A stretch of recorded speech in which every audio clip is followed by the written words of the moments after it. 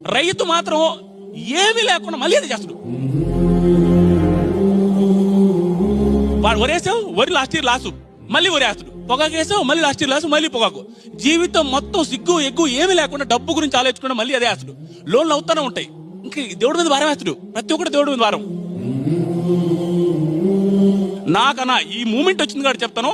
నేను ఒక ఏజ్ వచ్చిన తర్వాత నుంచి చాలా మందికి చెప్పిన విషయం ఇది, చాలా మంది అర్థం చేసుకోవాల్సిన విషయం. ఎవరికైనా రెస్పెక్ట్ ఇవ్వాలి సార్ అని పిలవాలి అంటే ఫస్ట్ సార్ అని పిలిపించుకునే అర్హత ఉండే మొదటి వ్యక్తి రైతన్న. నాకు అనిపిస్తుంది, అమ్మా ఎందుకురా ఏ గిసుకుపోయినా నాకు కోపం వస్తున్నా, ఏ ఆఫీసినా వాళ్ళనే చీపుకొని చూస్తారు. అడుగుచో ఇట్రా రెండు ఎన్నిసార్లు చెప్పాను నీకు ఇదే. గుడ్లు బాగా వేసుకుని వెళ్తే అండి అది కాదండి ఇలా వెళ్ళండి అంటాడు. ఏమి రైతు కూడు పెడుతుంటే సార్ మీరు వెయిట్ చేయండి సార్, పెద్ద మీరు వెయిట్ చేయండి సార్, మేడం వాళ్ళ